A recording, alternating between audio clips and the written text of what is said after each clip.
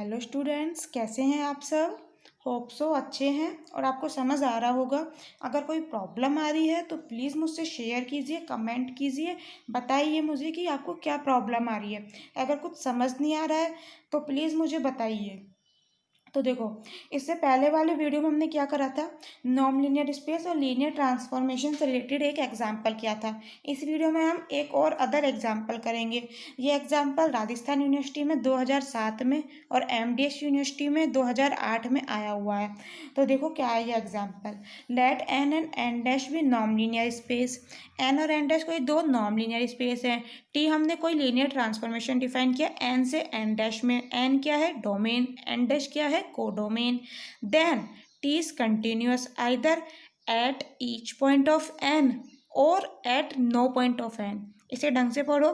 Then T is continuous either at each point of N और at no point of N. इसका मतलब क्या है, जो ये टी है ये कंटिन्यूस होगा या तो एन के सभी पॉइंटों पर या फिर एन के किसी भी पॉइंट पर कंटिन्यूस नहीं होगा। तो देखो, इसका मतलब हम ये भी समझ सकते हैं, इसका प्रूफ कैसे करेंगे कि टी को हम एक पॉइंट पर कंटिन्यूस लेकर चलेंगे और हम प्रूफ कर देंगे कि जो ये टी है ये एन के सभी पॉइंटों पर कंटिन्यूस हो जाएगा। तो ये बात प्रूफ कर देंगे हम इससे कि T is continuous either at each point of N और at no point of N. तो इसके सॉल्यूशन से पहले हम इस एक डेफिनेशन जो काम आएगी उस डेफिनेशन को देखते हैं। पहले देखो, टी हमने कोई माना लीनियर ट्रांसफॉर्मेशन है और फिर हम बताएंगे कि टी कंटिन्यूस होगा कब। कंटिन्यूस किस पे होगा, x1 पे, जो कि n में बिलोंग करता है। कब होगा, जब एप्सिलॉन ग्रेटर देन 0 के लिए एक डेल्टा एग्जिस्ट करे जो कि ग्रेटर देन 0 है। किस प्रकार से कि norm of x minus x1 less than delta होगा, तब norm of tx minus tx1 less than epsilon होगा। ठीक है, इसको डेफिनेशन को याद रखो कंटिन्यूस की, ये हमारे आगे काम आएगी। दोबारा से सुन लो एक बार।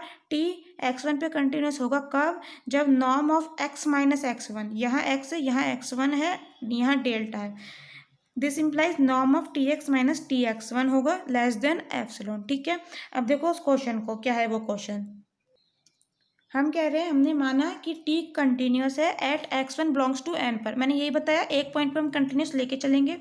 सो एक्स वन पे माना कंटिन्यूस है। इसका मतलब क्या है, बाय डेफिनेशन लिखो, so that for each epsilon greater than 0 के लिए एग्जिस्ट करेगा डेल्टा ग्रेटर देन 0। किस प्रकार से कि norm of x minus x1 less than delta, this implies norm of tx minus tx1 less than epsilon. ठीक है, ये डेफिनेशन की थी अभी हमने, इसे बोला इक्वेशन फर्स्ट।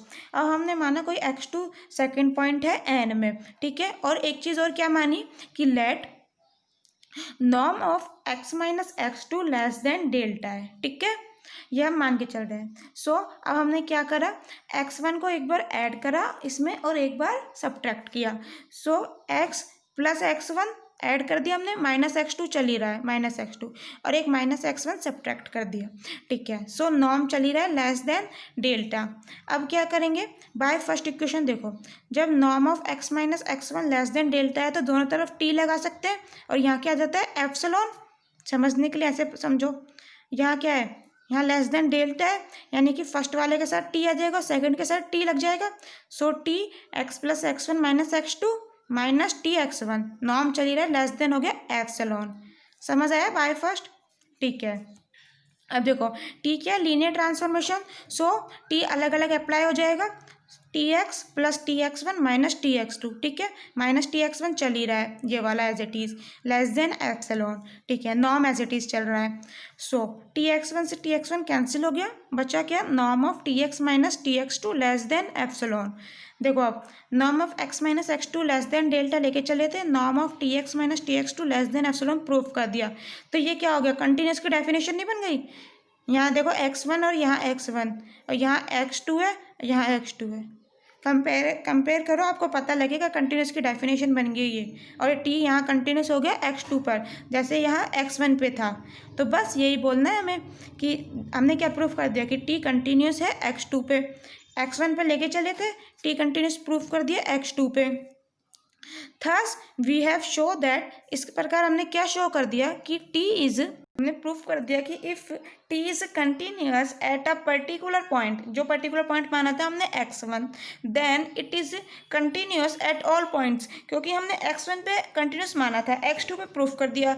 x2 है क्या, कोई भी आर्बिट्रेरी है, जैसे x2 पे हमने कंटिन्यूस प्रूफ करा, ऐसे कोई x3 होगा उस पर भी कंटिन्यूस होगा, तो इसका मतलब क्या है, होल सेट n पे कंटिन्यूस है ये। तो इसीलिए हमने बोला कि if T is continuous at particular point, जो कि x1 लिया था हमने, then it is continuous at all points. ठीक है, यही हमें प्रूफ करना था। Okay, thank you so much. अगर आपको अच्छा लगा हो तो प्लीज़ लाइक करिए, सब्सक्राइब करिए और मेरे चैनल को ग्रो कराइए। Thank you.